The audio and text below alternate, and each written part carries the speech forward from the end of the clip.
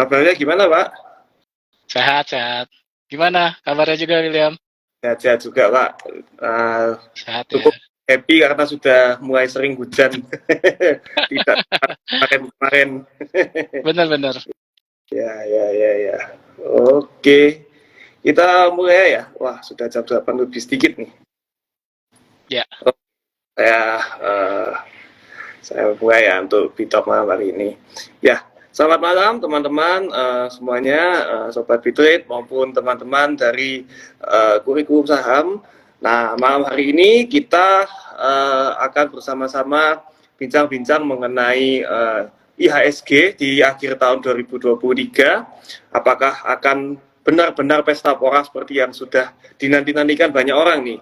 Karena IHSG ternyata berhasil naik signifikan ya selama 13 hari di bulan Desember ini. Nah, secara historis memang bulan Desember menjadi bulan yang ditunggu-tunggu gitu karena biasanya ya. secara historis juga cenderung hijau kinerjanya. Nah, setidaknya ada dua fenomena yang kita perlu cermati ya, baik itu sentimen dalam negeri maupun luar negeri. Dari sentimen itu biasanya adalah window dressing maupun juga Santa Claus rally.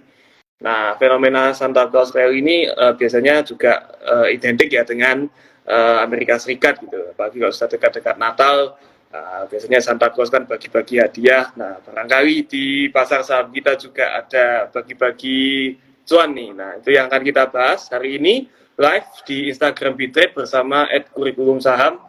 Nah, kita sudah kedatangan narasumber kita yang luar biasa, yaitu Direktur dari PT Kurikulum Saham Indonesia, Bapak Alex Sukandar, CFP, CSA, CTA, dan FMVA ya. Nah, dengan topik pembicaraan kita akan membahas mengenai pasar saham di akhir kuartal 4 2023 ini. Nah, halo Pak Alex, gimana kabarnya dan tak kenal maka kita juga tak sayang nih Pak. Nah, mungkin Pak Alex bisa mulai perkenalan dulu cerita backgroundnya Pak Alex seperti apa supaya kita juga bisa semakin kenal dan tahu background dari Pak Alex seperti apa. Oke. Thank you, William. Introduction-nya. Jadi, saya itu kan sebenarnya sejak tahun 2012 lah. 2010 mulai sampai 2012 itu awal mulai saya mulai menjadi entrepreneur. Hmm. Selesai memutuskan untuk tidak bekerja sama orang lagi, mulai usaha, sampai kira-kira di tahun 2017-2018 itu ngerasa uangnya mau diputerin lagi nih, ya diputerin Ya, khususnya mau diinvestasikan lah istilahnya. Coba kan banyak banget ya stereotip stigma bahwa orang baru terjun di saham itu investasi pasti berdarah-darah lah segala macam.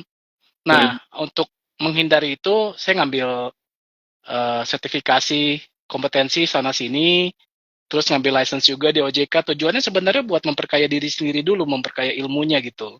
Betul. Baru baru siap terjun gitu. Nah, ternyata lucunya ketika sambil sambil terjun sambil belajar, saya melihat banyak sekali fenomena tempat-tempat workshop yang sebenarnya itu sebenarnya dalam tanda kutip jualan sinyal ya ketimbang edukasinya gitu. Oke. Nah, ketika saya sudah menguasai beberapa field di pasar modal, akhirnya saya langsung terjun ke dalam uang saya sendiri gitu.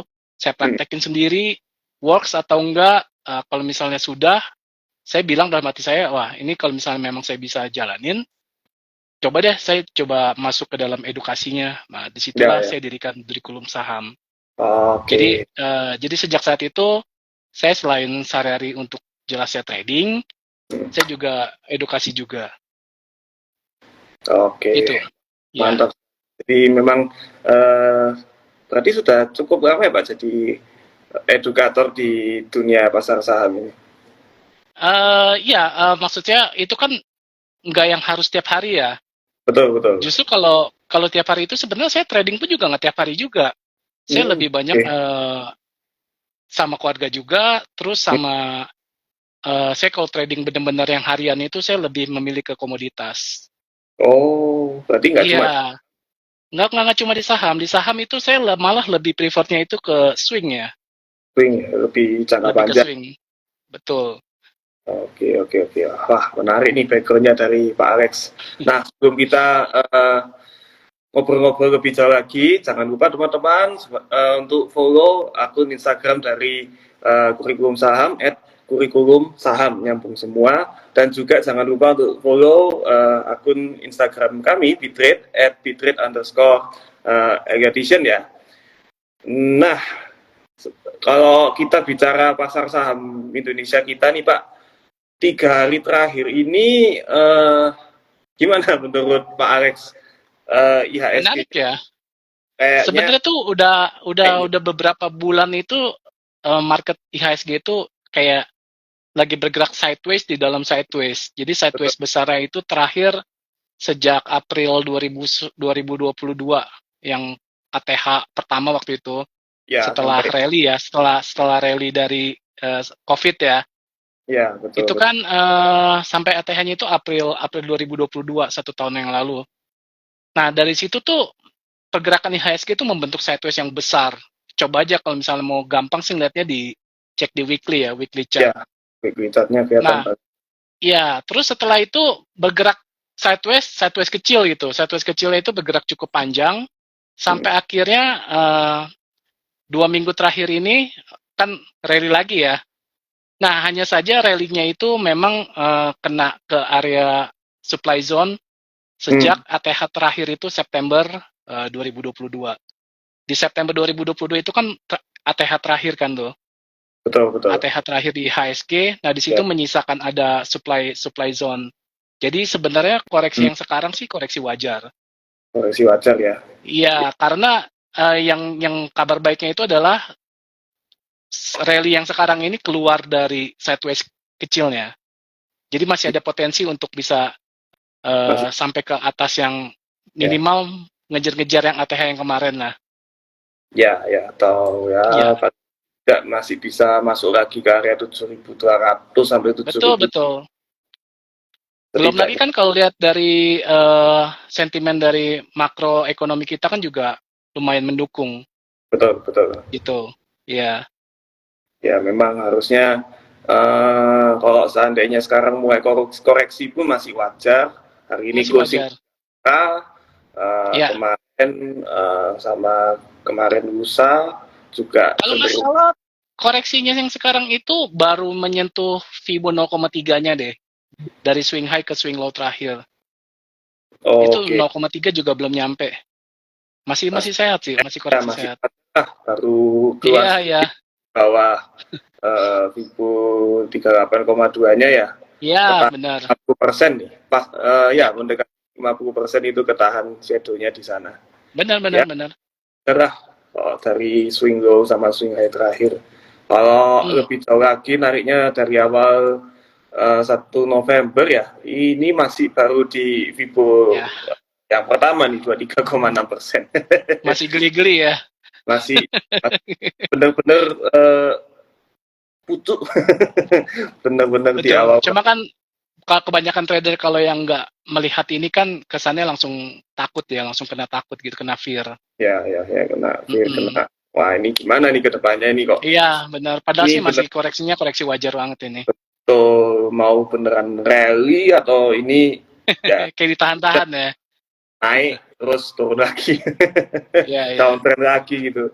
Meskipun ya cukup ngeri ya selama ya kurang lebih sebetulnya di tahun 2023 ini ya cenderung sideways panjang ya Pak sejak awal Betul, betul. Januari katanya ini ya. Iya, coba aja kalau lihat di weekly chart itu jelas banget kelihatan Betul sideways-nya. betul. Jadi sejak Iya. awal Januari kalau kita bicara range-nya Oh, ya itu sideways kecil ya kan? betul. Jadi Iya. 2 Januari ya, itu let's say supportnya itu ada di 6.550-an, Hmm. resistance-nya ya kurang lebih 6.950 sampai 7.000, turun lagi, mantul-mantul Iya. terus sejak Januari sampai akhir Oktober kemarin. Betul, Baru baru keluar kan? Desember ini keluar dari Iya, uh, sideways-nya. panjang berarti ya sudah 1 tahun lebih ya sideways-nya. Bahkan Betul, kalau boleh betul. ngomong dari Desember tahun lalu. Iya, makanya kan sempat sempat kayak ngebosenin banget kan. Transaksi juga kan Ya, di bursa saham juga menurun banyak kan. betul, Karena betul, memang saya rasa banyak yang jenuh juga sih dengan pergerakan seperti itu. betul. Wajar, wajar. Dan mungkin duitnya mulai dibawa keluar dari pasar saham ya kan. Lockdown sudah dibuka, Iya, COVID-nya sudah tinggi. momentumnya kebetulan kripto juga lagi rally ya. Nah, ya. Nah, itu mungkin teman-teman sedikit situasi pasar saham kita dan secara teknikal, secara pergerakan harga itu kenapa kok harganya seperti sekarang baru belakangan ini rally-nya dan ternyata kabar baiknya bullish, ya mungkin seperti itu. Nah, kalau kita lihat juga IHSG menuju akhir tahun di sisa bulan Desember ini kan sudah naik kencang, otomatis kan karena tadi kita juga diskusinya ini sifatnya lebih koreksi, sudah mulai kelihatan kalau ini adalah uptrend yang solid ya. Nah, kira-kira untuk support dan resistance yang penting saat ini di level mana Pak? Kalau Untuk untuk IHSG ya, betul. IHSG sih saya patokannya paling dari shadow yang terakhir dibentuk dari ATH yang bulan September 2022 itu. Oke, oke. Yang ATH 2002 September 2022 lalu coba di weekly chartnya itu Ya, saya berarti patokannya sih itu sih daerah-daerah range itu. Itu akan resistance-nya menjadi ya resisten krusial itu. 300 sampai kok ATH-nya 7.000 berapa ini? Ya, 7.300. mudah-mudahan sih nanti begitu iklim pemilihan presiden kita sudah dilalui ya, mungkin kemungkinan akan terjadi putaran kedua di bulan Juni. Ya, Itu mudah-mudahan sih bisa rally ngelewatin ATH-nya lagi ya. ya create OTH baru bahkan mungkin ya Iya, itu ya. Ya betul. mulai rasa suasana itunya sih sekarang. Iya, iya, iya. Ya, ya, ya. Kalau support bawahnya Pak ada di mana kok yang penting terdekat lah saat ini? Support yang terdekat itu kalau lihat di daily, lihat dari swing low terakhir aja sih kalau saya patokannya. Oke, ya, Yang sebelum terjadi gap up itu ya, yang sebelum terjadi gap up. oh sebelum terjadi gap up berarti Hmm, ya di sekitar 6.760 nih ya. betul. Itu kan masih Oke, jauh kan? masih jauh, masih jauh. Iya, Jadi tapi itu cukup krusial. itu penting banget sih kalau misalnya closing di bawah. Iya, Ya, ya mohon maaf teman-teman sedikit ngomongnya. Aduh, nggak jadi hijau nanti jangka panjang, jangka menengah, jangka panjang. Ya, ya, ya, ya. Cuma kelihatannya kemungkinan ke sana juga cukup kecil sih kalau lihat pergerakan harganya sekarang. benar, benar, benar. Nah, kalau tadi sempat Pak Alex mention dari sisi juga ekonomi kita yang sudah mulai strong gitu, mulai kelihatan kuatnya. Mungkin kalau dari sisi fundamental, IHSG ini kira-kira yang membuat naik selama 1 sampai 2 bulan terakhir ini apa aja ya Pak? Mungkin kalau kalau sekarang belakangan ini kan di kita kan pemerintah kan udah banyak ini ya lelang sun, Hmm. surat berharga itu kan kayak kemarin Ah, aja 2 hari lalu kalau nggak salah masuk 19 T ya, inflow 19 triliun dari sun doang gitu. hmm. Itu dari situ aja sebenarnya udah indikasi bahwa eh, kan orang kan nggak mungkin sembarangan taruh duit begitu aja ya di Ya, Indonesia gitu. betul, Pasti betul, kan ada pertimbangan ekonomi jangka panjangnya kan akan terlihat prospeknya bagus. Jadi betul. saya ngelihat sih dari situ aja investor pada berani gitu untuk invest segitu banyak untuk Indonesia. Jadi saya pikir di situ akan menjadi sentimen yang positif sih untuk ekonomi Indonesia. Belum lagi juga kalau lihat dari global kan kemarin juga ternyata kenaikan inflasinya pun juga di luar dari para konsensus kan, di bawahnya gitu. Di bawahnya ya. Jadi ya, iya, jadi saya rasa semua saling saling mendukung aja sih. Betul, betul, betul. Nah, kalau misalnya kita bicara soal pemilu itu apakah juga bisa dibilang faktor fundamental yang perlu kita pertimbangkan, Pak? Ya, kalau bicara soal pemilu sebenarnya saya pernah bahas ini sih di kurikulum saham itu Hmm. mengenai cycle. Cycle itu kan bagian dari ilmu teknikal ya. Ya, ya. Walaupun sebenarnya lebih banyaknya dia kepada statistik. Hmm. Nah, jadi kalau di ilmu technical analisa itu kan cycle kan ada seasonal cycle, ada presidential cycle, ada real estate cycle, decennial cycle. Nah, kalau di patokan dari luar itu, kalau siklus presidensial itu kan di sana kan 4 tahunan ya. Kalau di Iya. kita kan 5 tahunan. Jadi kalau saya pernah menghitung statistiknya sejak IHSG berdiri, itu sudah melalui berapa kali tahapan pemilu. Mm-mm.